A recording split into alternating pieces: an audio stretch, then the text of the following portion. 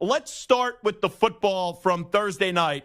And we will put the Bears and the great story of the Bears in an isolated window from one game on the back burner. We'll circle back with it when DJ Moore joins us and then later on in this hour, because that was phenomenal what Justin Fields did. It's crazy. For the last 3-4 weeks, all we've talked about is Justin Fields getting traded at the end of the year. And you wake up today, and I know, right, there's only 2 quarterbacks that have played through 5 weeks of the season. But right now, Justin Fields leads the league in passing touchdowns. He puts 4 on the board last night, and the Bears just embarrassed the Washington Commanders. But for me, there's 2 takeaways from the game. It's what the Bears did and what is the future of the Chicago Bears, as they did trade Chase Claypool today to the Miami Dolphins, which is no surprise. And then it's the Washington Commanders. And the Commanders are in a state right now that could be the worst state to be in the NFL, because you're not going to be great, but you're not going to be horrible. So you're in no man's land, in a stalemate of you're going to either be a 7, 8, or 9-win football team, and your apex, if everything goes right, is getting a wild card game on the road and losing on wild card weekend. And it's so evident to me now, with new ownership, with Josh Harris, Magic Johnson and company coming in, and seeing their football team with actual fans in the stands that represent the Commanders, which never would be a thing under Daniel Snyder. There would have been like 50,000 Bears fans in the building last night. But with a packed house with a lot of Commanders fans, your team has to give a better effort. And we are too far in to the Ron Rivera era in D.C. with the Commanders, since he did take over as the coach in 2020, for that performance against an inferior team in the Chicago Bears to be present in front of your fans when there's finally some optimism, there's finally some hope with the Washington Commanders, since you have Daniel Snyder out and now Josh Harris in. And I've looked at the Commanders, where they started off hot with Ron Rivera. I know they were 7-9. The record doesn't indicate that they had a good season, but they made the playoffs that year and they won the NFC East. And after that, they've never moved this thing forward, and they've never taken the right step, where they've been 7-10, 8-1, and then to start off this season, they are 2-3. And you look at the roster, I do think it's a coaching problem, because what have we heard over the last 2-3 years about the Commanders? Man, their defense is loaded. Look how many great draft picks they have in their front 7 on the defensive side of the ball. And for the last 2-3 years, that defense has never popped. That defense has never sizzled. And Jack Del Rio still remains the defensive coordinator. And Ron Rivera says today there's going to be no changes. Now, Jack Del Rio should have been canned after the game last night. And you're seeing this now with longtime coaches in the league. They're stubborn. Mike Tomlin is stubborn with Matt Canada running his offense. Bill Belichick last year was stubborn and did something in an idiotic way to bring in Matt Patricia and Joe Judge to run his offense. And Ron Rivera is ultimately going to get fired at the end of the year, and it's his fault because he's the CEO. He has a good enough roster where you shouldn't lose by 20 points, or you shouldn't lose, period, to the Chicago Bears, and they have never advanced this thing forward from what was a good foundational year in year number 1 when he got there in 2020. So no one should be surprised at the end of the season, because at best the Commanders go 9-8 and they make the playoffs. And even so, when you are now in the 4th year of being a head coach in the NFL and you are a veteran, long-term, tenured head coach in this league, just making the playoffs in year number 4 shouldn't be good enough. And I can't even sit here and lock it up that the Commanders are going to be making the playoffs this year, especially after their lethargic and anemic and just putrid performance that they put on display last night.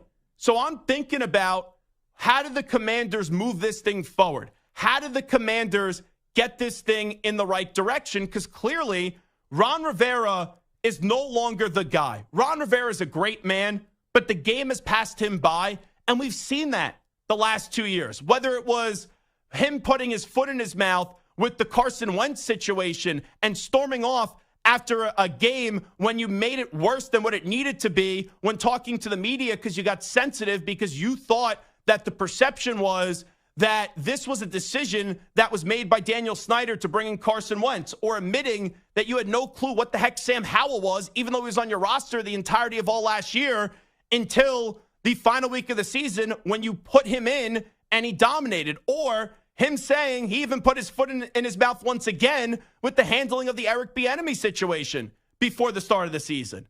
And he keeps on saying the wrong things. He's not winning games, and he's making decisions that when I'm on my couch watching these games, it's obvious that he just doesn't have it anymore. Like last week, you're going up against a superior football team in the Philadelphia Eagles. Jahan Dotson catches the ball right at the end of the game, gets a touchdown. You don't have enough talent in overtime to probably win that game and to outlast the Eagles. Go for the 2-point conversion right there, and Ron Rivera didn't do that. So the facts are, Ron Rivera is 24-30-1. This is now his fourth year as the head coach of the Commanders. And Josh Harris, Magic Johnson, who was annoyed after the game last night and tweeting about it, they're evaluating. They are looking at the entirety of this team, not only on the field, but on the sidelines and upstairs as well, and the entire way that this organization is being operated. Because there needs to be enormous changes to build the right culture with the Washington Commanders, because Daniel Snyder just didn't believe in culture. Daniel Snyder really took a blowtorch to the word culture, and he only had a negative culture when he was the head when he was running and being the head honcho of the Washington Commanders. So this is what I would say to Josh Harris or Magic Johnson. If they were sitting right next to me right now, I would say, as much as everyone in this game respects Ron Rivera, you know, for your football team, the best thing moving forward is to get rid of Ron Rivera. Now, you don't have to do that in season. You don't have to do that right now. Ron Rivera can get the rest of the season. But the first name I'm calling, if I'm Josh Harris, who you know, he'll be willing to write the check to make this team a contender or try to put them in the best position to succeed. The first name I'm calling is Jim Harbaugh, who's currently coaching the Michigan Wolverines. And I know there was a report earlier in the week by the Wolverine that there's a new contract that could be coming sooner rather than later for Jim Harbaugh. If I'm Jim Harbaugh, with my pending issues with the NCAA, how they're still trying to put a punitive action on you for buying some kids some cheeseburgers at the Brown Jug in Ann Arbor, some recruits, I don't know if I'm definitely going to be returning to Michigan next year. If this gets into a petty, inane, just game that the NCAA always plays and the NCAA is filled with jackassery, I don't know if I'm definitely coming back to Michigan. And don't get me wrong, if you're Jim Harbaugh, you have this thing at Michigan right now humming. The last 2 years, they've crushed Ohio State. They've made it to the college football playoff. You have a legitimate chance to win a national championship this year. But if you get into these silly antics of the NCAA, when do you just say, is it worth it? And it's no longer worth it. And that's why if I'm Jim Harbaugh, I wouldn't sign anything right now that solidifies my future at Michigan. Because at the end of the year and the last 2 years, he's displayed an interest in returning to the NFL. He sat in an 11-hour interview in Minnesota 2 years ago. If you were just trying to use that as a negotiation tactic with Michigan, you're not sitting in an 11-hour interview with Kwesi Adolfo-Mensah and the Wolf family with the Minnesota Vikings. You're just not doing that. And last year, his name was floated out there again. And you could bet you know what, that Jim Harbaugh's name is going to get floated out there again for NFL jobs. Because there's some teams right now that need new leadership. They need new coaches. And say what you want about the personality of Jim Harbaugh. Personally, I love him. I think he's great for football. But the guy has won in college. And then in the NFL, he was the coach of the 49ers for 4 years. They made it to the Super Bowl, and they made it to 3 NFC championship games. So if I'm Josh Harris, I'm imploring the sports gods. I'm saying pretty please. Don't have Jim Harbaugh sign a long-term extension or a new deal with Michigan. And I'm calling him up, and I'm saying, Jim, you could run the entire team. You want to be the GM and the coach? You want to bring in your own guy to be the GM and you coach the team? Go ahead. Because Jim Harbaugh wins in college. Jim Harbaugh wins in the NFL. And he would be the perfect person for the Commanders to hand their organization over to. And really give the keys to the franchise to Jim Harbaugh and have his khaki pants come to Landover, Maryland, and coach this football team back to glory. But Jim Harbaugh's not a dummy. That's why I don't know if Jim Harbaugh is going to immediately sign a new deal right now and an extension with Michigan, because he's going to have more leverage at the end of the season. Michigan could win the national championship this year. And if you think it's just going to be the Commanders that come calling this offseason, you're foolish. Because the Chargers, if the Spanos family isn't cheap, they should absolutely call Jim Harbaugh to replace Brandon Staley with his dopey analytics that never work, and he gets bailed out by quarterbacks throwing interceptions like Kirk Cousins and also Aiden O'Connell. And I know that the Bears won last night, and now there's a conversation about the Chicago Bears. Oh, maybe Eberflus is doing something well. Oh, maybe Justin Fields is going to be the long-term guy. They won one lousy game. If I'm the Chicago Bears and you have the possibility of having the first and second overall pick in this upcoming draft, I'm not trusting Matt Eberflus.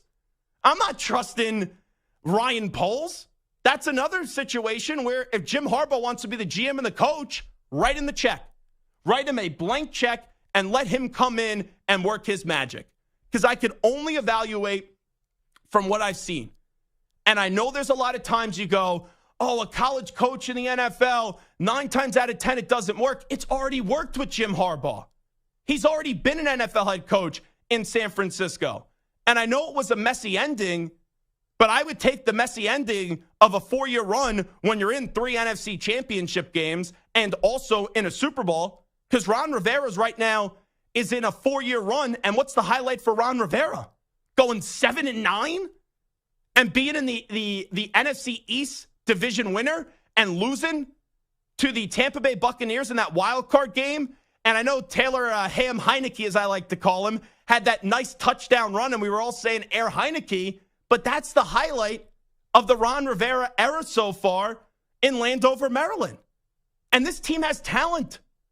You know, you have Terry McLaurin. You have Jahan Dotson. You have Brian Robinson Jr. Sam Howell, the receivers got to help him out last night. They dropped too many footballs, but I'm not ready to say that this guy can't play in this league. And defensively, you continue to allow Jack Del Rio to be your defensive coordinator, and there's so much talent on this roster, and the talent's nowhere up to par to where they should be. Like Chase Young has been a bust. They've already declined his 5th-year option.